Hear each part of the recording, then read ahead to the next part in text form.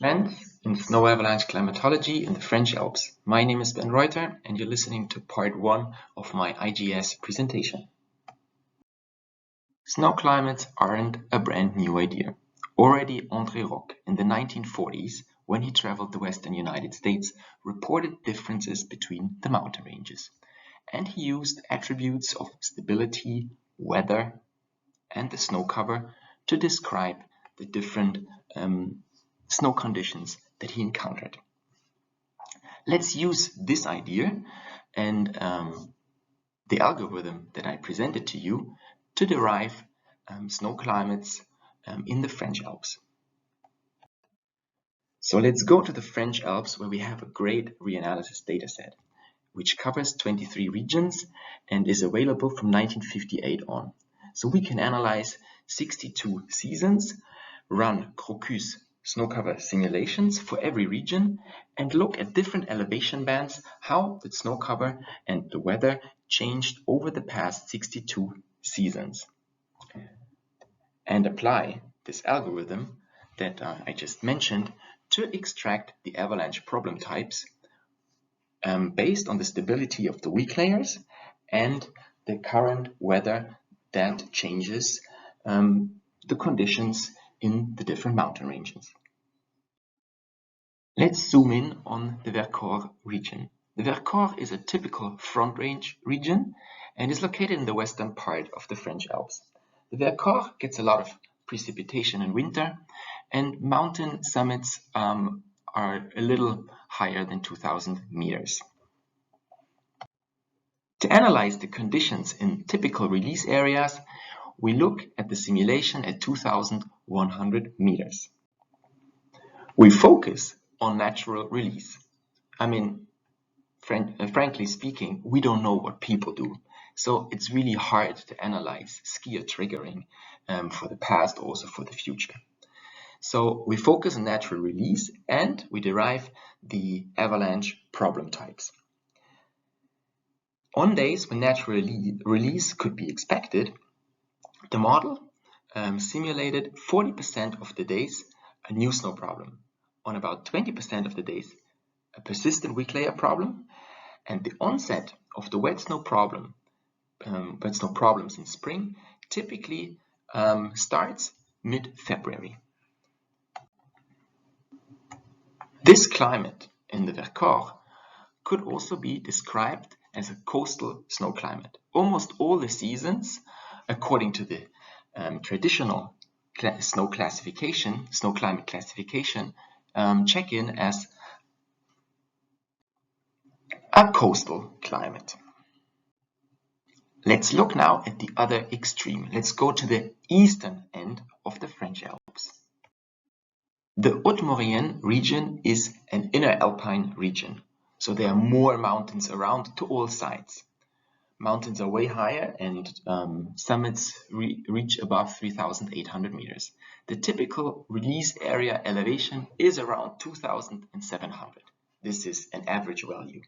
And if we look at our simulations, we can see that new snow problems and persistent weak layer problems have about the same frequency if we look at the days that natural release can be expected. However, wet snow problems occur way later in the season, typically end of April, beginning of May. The climate in this region, if we apply the traditional snow climate classification of Mock and Birkeland, would be classified as something in between intermountain and continental. You see here, almost half the seasons are classified as intermountain and about half the seasons are classified as continental. So now I presented two examples to you, the Vercher and the Haute-Maurienne, but they are just two examples of two clusters that we have in the French Alps. In total, we have 4 clusters. Cluster 1, example Vercher, are the front ranges. Cluster 2 are the inner Alpine regions. I gave you the example of Haute-Maurienne. Then there is another cluster in the south, closer to the Mediterranean, and then there is another cluster in the north, and you can see on all these maps The darker the color is, the higher the probability is that a region actually belongs to this cluster. And the clusters I'm talking about, we derived them with a cluster analysis when we analyzed the 62 seasons in the 23 regions, so about 1,400 simulations. So let's look more into the details to understand the characteristics of those snow climate regions. The northern cluster, you can see it in the table on the right, on the lower right end. This is a group of regions that typically have many days with new snow problems, but few days with persistent weak layer problems. The onset of the wet snow avalanches is rather late, after beginning of April.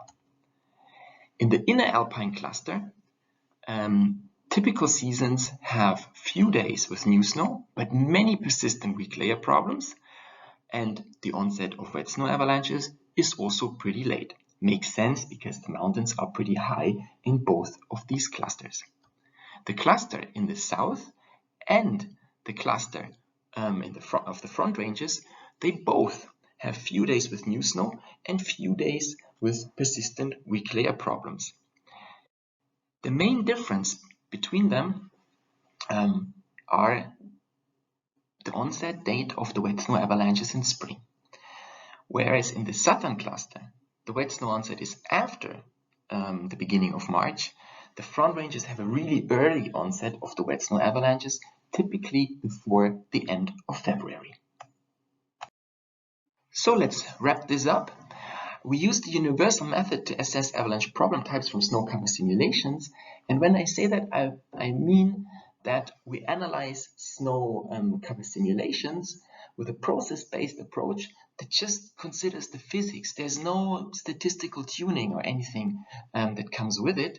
So we really analyze stability parameters. We track weak layers that are simulated for those regions. And this method is applicable to any snow cover simulation that gets you the layering of the snowpack. And with this approach, we could find 4 clusters in the French Alps. And these clusters, they relate to the orography, that means the location and the shape of the mountains and valleys in the French Alps. And this shouldn't be considered as a new classification here. It should more be considered as a complement to the existing snow climate classification, as it adds value when we include the snow cover and actually can derive the snow avalanche problem types and complete the snow climate classification that mainly considers weather. Thanks for listening, and I hope you are interested and check out the second part, which talks about trends in the past in these regions.